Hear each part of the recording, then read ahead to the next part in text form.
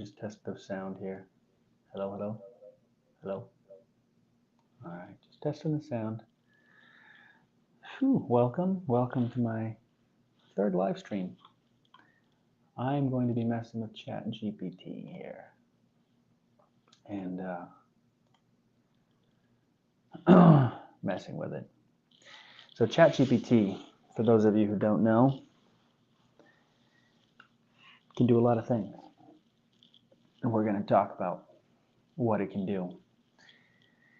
There's tons of content being made about ChatGPT, but this technology especially can replace a lot of white-collar jobs, and probably is already in the process of replacing BuzzFeed article writers, for example.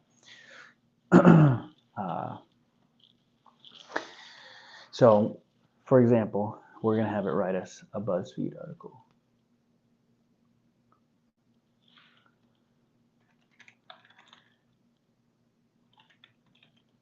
So we're going to say to ChatGPT, write me a BuzzFeed article about Donald Trump's hair in 2018. See what it does. Huh? Okay, so all right, Donald Trump. I bet it won't let me use the word Donald Trump. Okay, let me edit that.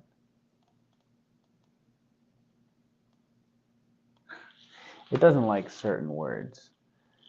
Again, it has limitations.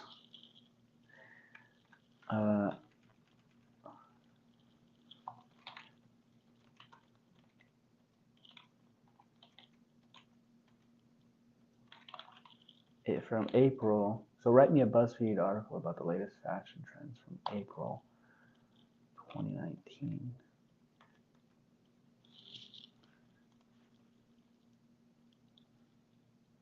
Let's just test it out.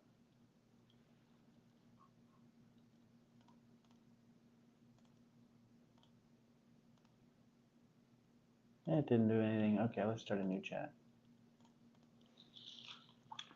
What?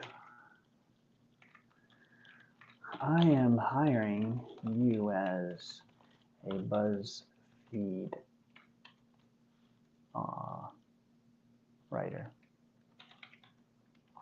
I mean, maybe I have to give it more instructions. The real skill with using ChatGPT is in the prompts, right? Right here. Well, you can't see my screen, but whatever, the prompts. You write a good prompt, it'll give you a good response. You write an excellent prompt, it'll give you an excellent response. You write a lousy prompt, it'll just give you nothing, like my last effort. Okay, I want you to write short, 250, let's go with what's 145 word compositions, informational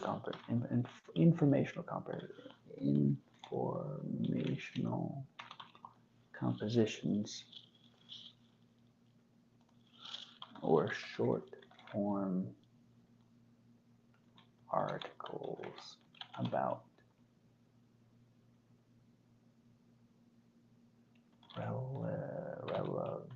relevant topics.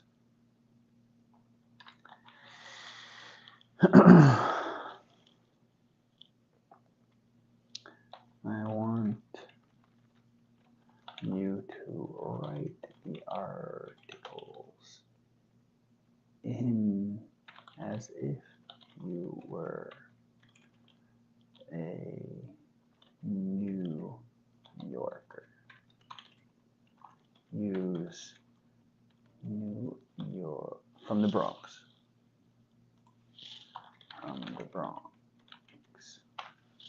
Use vocabulary.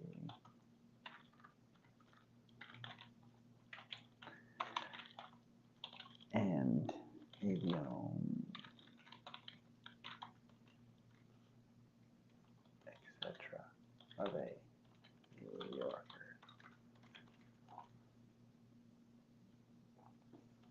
Write me an article about how to take a taxi in New York City. I don't have the in the afternoons. You know, here's the other thing. You could pay like whatever it is, $10, $20.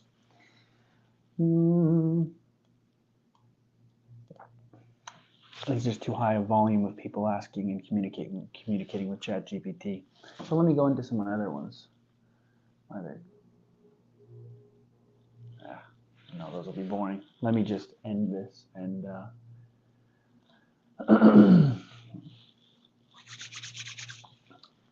do something else. Stop screen sharing that. All right. So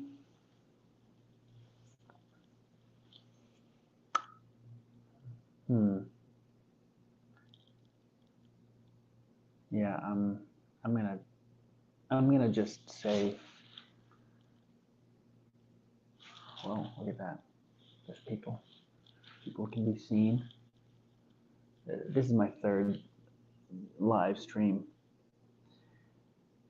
So I'm just testing out the technology and talking just to see myself spoken. Hello, hello. Right? I'm nervous in front of a camera. So I'm just going to keep making content and doing live streams with the sole intent of getting A, comfortable being in front of a camera, and B, delivering value, right? Like, am I delivering value right now? No. No. And I know it's not a value. You know, it's a value maybe in 20 years to my children and grandchildren when they look back and they're like, and I want to tell them stories about how I got started. And it's like, well, you can watch some of it because this is, look how long my nose is. I know my nose looks pretty long.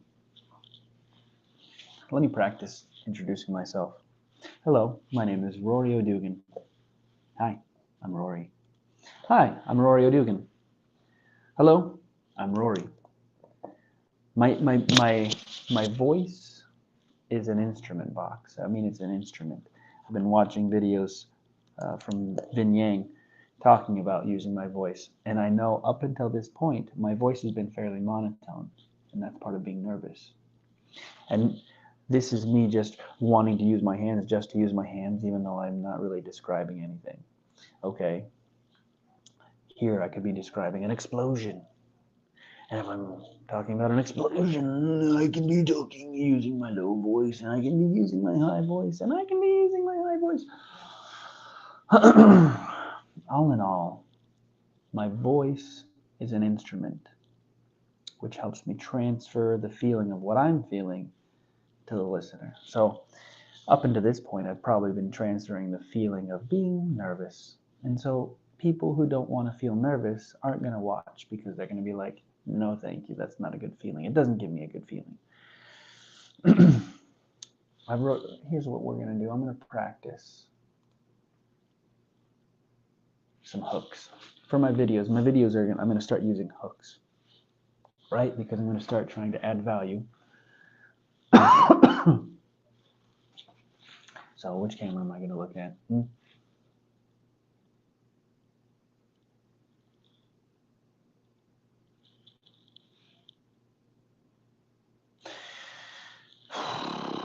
I hate my hooks. I'm not gonna say them because I'm like, oh no, they're not good hooks. I'm not good enough. Let me just tell you why I think I'm not good enough and just get it off my chest, right? Why you shouldn't listen to me. I never finished that. I made one video about it, but here's more reasons live. I have like 100 why people shouldn't listen to me. I'm only 5'9"-ish. I used to be 5'9 3/4", but I couldn't call myself 5'10", so I'm only 5'9"-ish. I'm full of insecurities. You can just hear them in my voice. I'm an insecure person. Like, you see out there, I've thought about putting a screen over. I'm at a public library making this. Putting like a screen over. But no, I want to be seen by the public. I want people to see me because it makes me nervous. And I want to be confident. I want to just, well, I want to just experience my nerves and my fears and just live with it. I don't know squat. That's another reason you shouldn't listen to me. I wet the bed till I was 8 or 9 years old. I peed my pants twice in public. Yeah, once it was before I was 10, and once it was when I was like 12. Those were both very embarrassing experiences. Once was when I was doing karate lessons. It was like my first month. It could have been my first class for all I remember. And I was so nervous. I was too afraid to raise my hand and tell the sensei and ask him if I could go to the bathroom. And because he was just yelling and yelling and yelling, you know. And I just held it and held it and held it in the class. I don't know how much longer there was in the class, but I held it till I couldn't, and then I peed, and I froze because I didn't know what to do, and I was like in the middle of something, and I froze, and he obviously noticed me freezing, and so he started yelling at me, and again I was frozen, just letting the pee run down my leg, and it took the sensei a second, and then he looks down and he's like, "Holy smokes! Go to the bathroom!" Because I never went back. Whew. Never went back to karate class after that. Yeah, that was too embarrassing. The next time I peed my pants in public as a young man of 12 years old. Maybe I was even 13 or 14. I'm just going to go with 14 because I don't think it was my first scout camp. Our troops was in this, because everyone had to take turns dishing up food, like doing service for, kitchen duty, I should say. It was our turn to do kitchen duty, and we were on the service line serving everyone their food. And I had to go to the bathroom in the middle of our tour, and I'm dishing up like whatever it was. I don't even remember what it was, potatoes, mashed potatoes, and then just the line never ended. And I should have just, but again, I was too afraid to leave my post. And I should have just left and gone to the bathroom. Someone could have covered for me. They just handled two positions. I didn't realize that. I was too afraid. I was too afraid to go to the bathroom. And I stood there and waited, trying to hold it as much as I could. And I held it until I couldn't. And then I peed on the floor. And the guy next to me, bless his heart, he noticed. Man, I think his name was Steven. Steven, if you're out there, thank you. You noticed, but you didn't make a scene of it. I think we just cleaned it up, you and me. And I don't know if anyone else knew. I knew he knew. I didn't know. I don't know if anyone else knew. That was embarrassing enough. Okay, so I have 10 kids. I'm married. I'm a cis man, for whatever that means. I'm heterosexual. Not very fit. I'm almost 40 years old. I like playing chess. I like sports. I'm an idiot. I'm forgetful. I'm Irish, white-skinned. I'm a privileged American. I was privileged growing up. I was the youngest. I was treated well, as my brothers would say, better than they were, because I was the youngest, the youngest child, privilege. Middle class, but still, that's privileged in America. I'm libertarian leaning. I'm anti-establishment politically. I obsess over principles of liberty and justice over party and over winning. Yeah, I put principles over winning. I'm imperfect. And I also don't expect my leaders to be perfect. I didn't vote for Hillary or Trump in 2016, but I did vote for Trump in 2020. But my wife didn't. I mean, literally, I was anti-Trump in 2016. And now, I mean, I voted for the guy. Didn't give him any money. And I won't give him any money if he runs, well, he is running again. I'll probably vote for him again just because, I don't know. I really don't know. I'm an individualist. I'm a law-abiding citizen for the most part. In as much as my opinion and the law agree. Which means I do believe in jury nullification. I may end up in jail someday, justly or not, for my actions or my failure to act because of my disagreement philosophically with the laws of the land today. I am my own worst enemy. I have emotional problems. I am stubborn and arrogant. I'm passive aggressive. My wife would agree with that one. I am passive aggressive. I'm ugly. Sometimes I hate myself. Sometimes I hate God. Sometimes I hate my life. Sometimes I feel like my life is meaningless and pointless. I know I am blind to many things, many important things in my life, about my life, and so forth. Here's an important one, why you shouldn't listen to me. I have hairy toes. I have really long chest hairs, but they are few in number. I have one hair that is like nearly 3 inches long that I call Chester, the chest hair. I believe most news is propaganda, more so every day. I believe hard times are coming for the world. I believe in the devil. I believe in the devil, literally.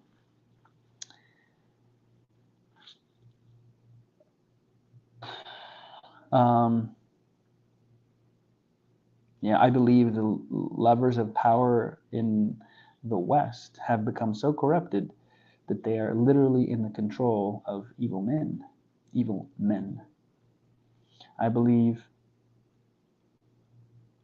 that those evil men hate me and those like me. I have no significant accomplishments to my name, besides having 10 children. I'm a coward. I was physically and emotionally bullied by my 3 older brothers as a kid. I am full of uncertainties and doubt. I'm selfish. I'm sinful, I'm prideful, I'm forgetful. I have a short attention span.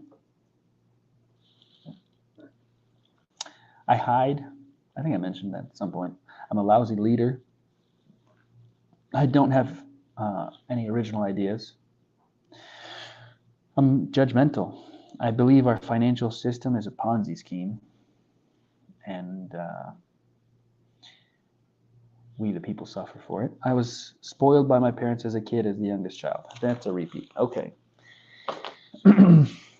So I tried to get to 100, and I probably could if I kept going on it. But I think you've gotten the point of this is me recommending you don't listen to me.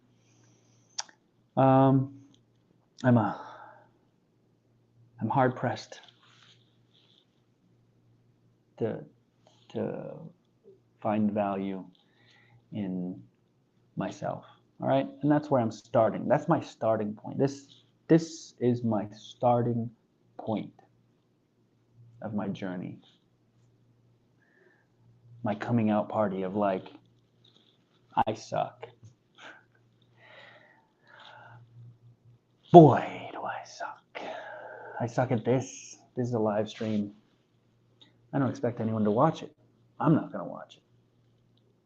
But I'm doing it because action and activity have become the new gold standard of my life, okay?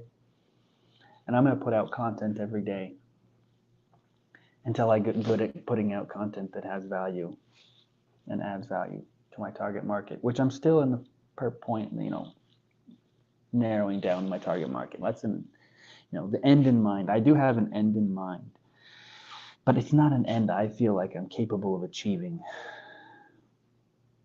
But it's the end that kind of like came to me in a flash.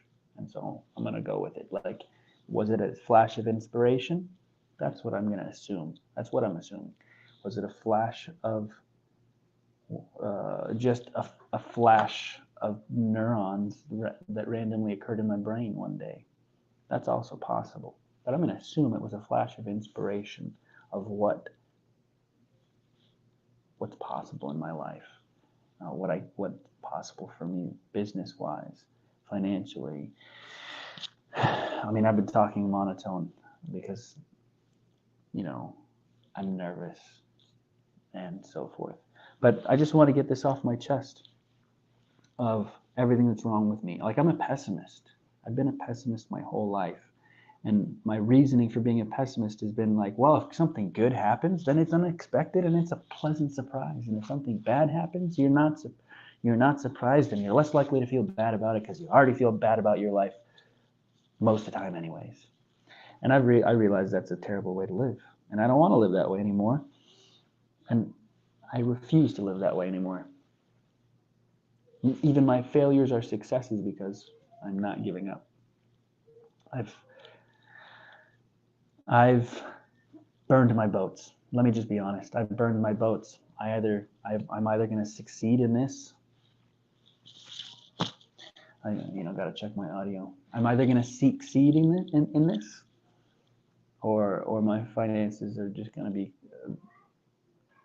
a failure. Like I quit my work, and this is my new job, making content, growing an online community, and growing an online business.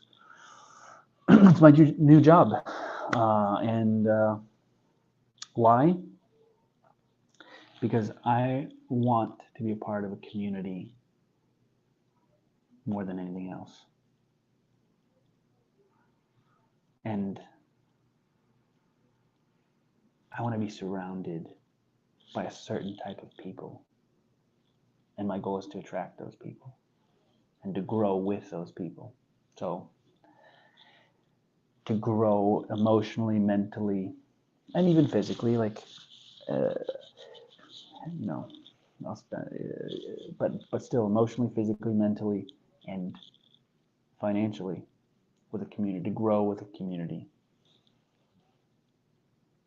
I don't want to do it alone. And here's the thing. My whole entire life, I've pushed people away because I've been too afraid. I've honestly been too afraid to let people in to see my vulnerabilities. And so that's what I'm trying to express at the moment, is every vulnerability I can think of that I have, that I've been too afraid to let people know of. So let me try and go there. Why? I'm afraid to let people down, and here's the thing. I let people down because I'm afraid to let them down, because I'm afraid to let people trust me and put their trust in me. So I let them down early and often and quickly so that they learn not to trust me. Oh man. I'm afraid to let people see who I am because I think they're going to think I'm stupid. But here's the thing. Like, I believe in the law of reflection. What you think and feel gets reflected back onto you. So I know people think I'm stupid because I think I'm stupid, and I think they're going to think I'm stupid. That's counterproductive, right? That doesn't accomplish what I want to accomplish in life. Okay. What else? What else? Man, it's part of how I react to failure is I try and make excuses. Like I'm riddled with excuses of, oh, I forgot. I self-sabotage because I don't want people to rely on me and think highly of me. And so I self-sabotage myself. I'm afraid to ask other people for things. I'm super afraid of asking other people for things. Like my love language is service. And when someone gives me an invitation to ask me to do something or to serve, like, dude, it's so easy for me to say yes because I love to show people I love them by serving them. But here's like one of the biggest vulnerabilities. I'm so afraid to ask people to serve me because I'm afraid, like, how I interpret love from other people is how they serve me. So I've come to this place to just not ask to be served and just assume nobody loves me. And it's like, yeah, nobody loves me. and I don't expect to be served. And when someone does do an act of service for me, it's like, whoa, totally unexpected, out of the blue. But I'm afraid to ask people to do something or whatever for service. Even my wife, I'm afraid to ask her, honestly, because of how much it hurts. How much it hurts when people don't want to serve me. Like if I ask my wife for a back rub and she says no, that's okay, that's not a big deal. But when I ask her for something and she does it and then she complains about it, what I hear so loudly is like, I'll do it, but I don't love you enough to enjoy doing something for you. Like when I do something for someone and out of love, I'm serving them, dude, I don't complain, even if I don't like what I'm doing. And I'm happy to do it because I'm showing them that I love them. So I'm so afraid to let people, and it's like, I'm so afraid of that feeling of me getting hurt because someone complains, or somehow it's like if I open my heart and let people in, I'm afraid of people quashing my heart. So I've got this wall built around my heart to prevent that. And dude, I don't let people in. I don't let people in to know who I am, to be vulnerable, and to be myself. There's like 2 human beings in the world, maybe 3, who I really have opened up to about and just been myself with fully. So that's ending today because I'm opening up to the entire internet on this live stream. I'm consoled by the fact that this is minute 28 on a video that nobody's going to watch, and even if they watch, they're not going to watch all of it. So I'm consoled in that fact. But here's the thing: somebody may, and somebody could, and that's the difference. That's the difference. Is I'm not holding this in. I'm not hiding it anymore. And I'll probably make videos about this in shorter form. I might take this live stream and break it up into shorts, just to stomp on my resistance. I have resistance to being myself, blocks to just being who I am that I've put in my life. And I am going to annihilate those blocks and those resistance. There's an emotional resistance to talking right now, and I am going to break through it. I'm breaking through it as we speak. I am Rory O'Dugan, and I am the founder of Roaring Media, and I am going to roar into life. Roar as a new man. And to give. I'm going to add value to the world by participating in the world like I never have before. I've been hiding from the world for nearly my whole entire life. And that ends. Last week, Monday, day 1 of my journey, it ended. And here we are, day 7. 7 days in. What are my results? My results are that I've been consistent. I'm going to, as a practicing Christian, not going to do much on Sundays. Okay, so, but 6 days I was active, posting, making content, doing something. And that's where I am. And that's where I am today. So I love that YouTube has given me this opportunity. So thank you, YouTube.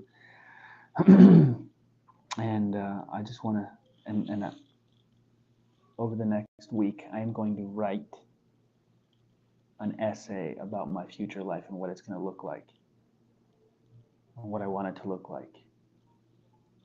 Because I've been afraid to dream.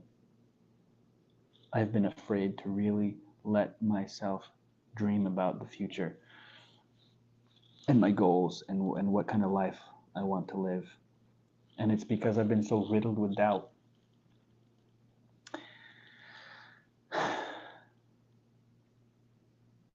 And my journey for the last 2 months has been about trying to surrender. And I'm declaring this publicly.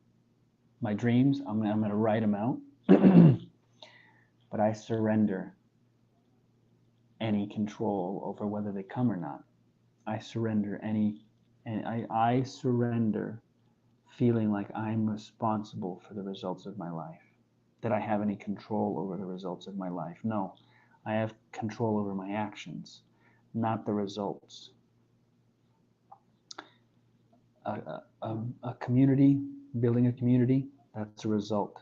I have no power or ability to control that. Success financially, like I have no control over the outcome, making that happen. I only have control over my inputs, my actions, and I am committed. And that's kind of like, I've been so afraid to really dive into a business. I've been an entrepreneur, but I've been an entrepreneur since 2008, like working for myself, working for the government essentially, which isn't really serving customers like a real business has to serve customers. And I've been afraid because I'm afraid to fail customers. I'm afraid to fail people. I'm afraid to let people down because I let myself down all the time. Just this last week, I made an appointment with someone, and I completely forgot about it until yesterday. And here I am thinking about it like, oh man, I forgot about. Why did I forget about it? Because I didn't write it down. This right here. This right here is gonna. I need to write in this every day. This is my planner, because that's my number one excuse about why I don't do something is because I forgot. Because I just, I either remember it or I don't remember it. And that makes me unhappy with myself because one of my first goals is that my word is my bond, okay? To build my own integrity. So that's goal number 1 for me personally, build my integrity. And this is the tool that I'm going to use every day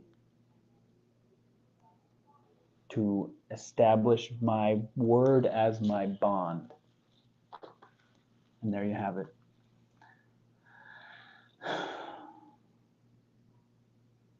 There's a message to myself here. A little reflection back to you. Rory, you're a good man. And I love you. It's hard to love myself. Whoa, just saying that was hard. Giving myself a little self-love. I love you.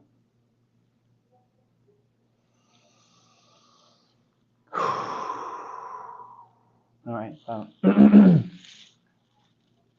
Well, thank you. Thank you, world. Thank you most especially YouTube for hosting this. Thank you. Ciao.